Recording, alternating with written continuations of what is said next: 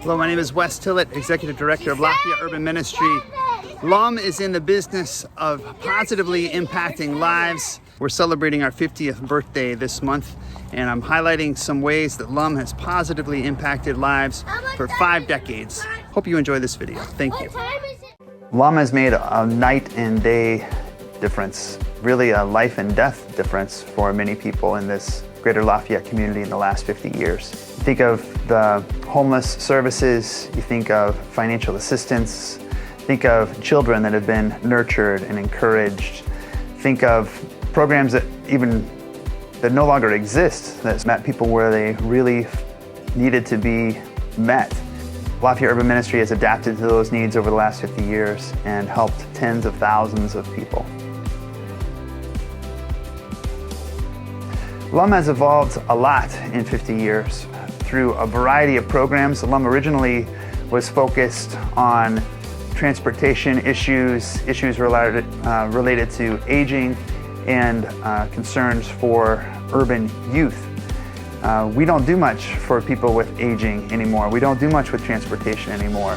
But now we do a lot more with services for those who are experiencing homelessness. We have an immigration clinic, we have an ID clinic. There's a lot of other programs that have cropped up. I think Lafayette Urban Ministry has done an excellent job of keeping their fingers on the pulse of the community. What are the real needs? What are the gaps that are there? And are we able, as this effort of all of these different organizations and all these different individuals, are we able to meet that need? And so many times we have risen to the occasion and met that need. Through the years, Lafayette Urban Ministry has not only done a great job of helping to feed the hungry, but we've also asked, why is there hunger? And we've impacted hunger policies. So a lot of people may not know that Lafayette Urban Ministry was the prime mover behind Indiana's taking on the free lunch program in public schools all across the state. I think LUM keeps its fingers on the pulse of the community by just listening to our clients and to our community partners and seeing what's happening. So kind of the real-time situations, the anecdotal stuff. But we also, over the years, have done some pretty academic research on the community and what are the needs, what are the best practices to meet those needs.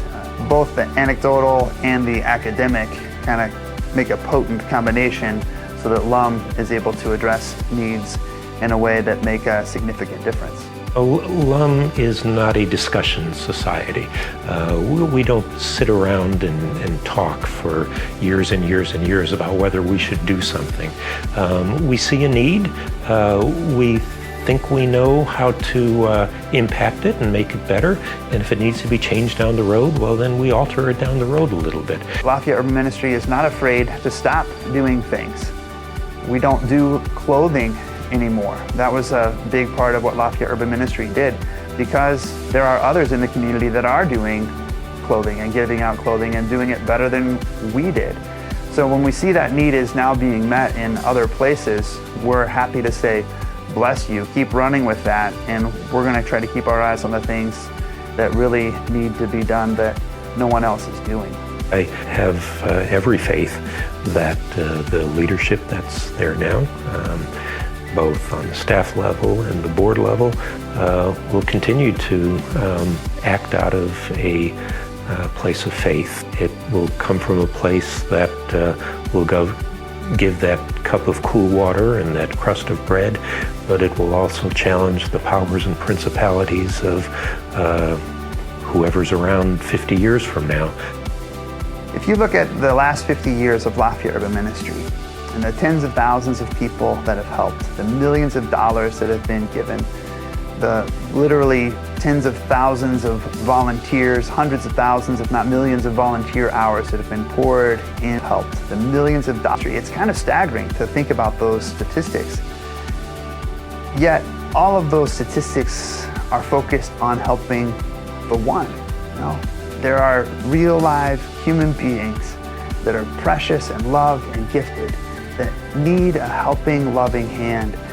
And that's that one person. If we can make that difference in one life, that priceless difference in one life, it's all been worth it. And by the grace of God and the goodness of so many people, we've been able to help not just one, but tens of thousands of people like that.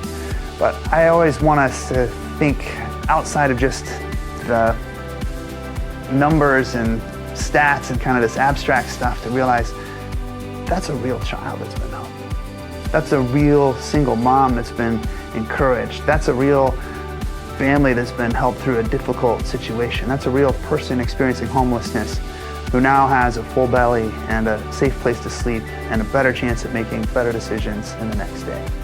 My hopes for the coming years for Lafayette Urban Ministry are that we continue to adapt, we continue to evolve, we continue to keep our fingers on the pulse of this community. We continue to do justice and love mercy and walk humbly with God.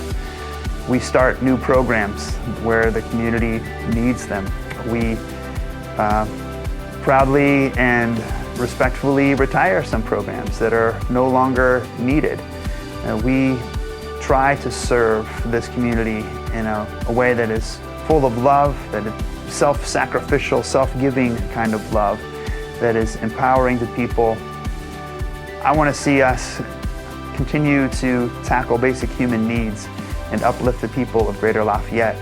I want to hear more stories of people who have been lifted out of poverty and their whole horizon has been expanded. Their whole trajectory of their life has been improved because of their connection to Lafayette Urban Ministry. And Lafayette Urban Ministry was there to give them that loving, helping hand up into that next level. And that's my hope for Lafayette Urban Ministry.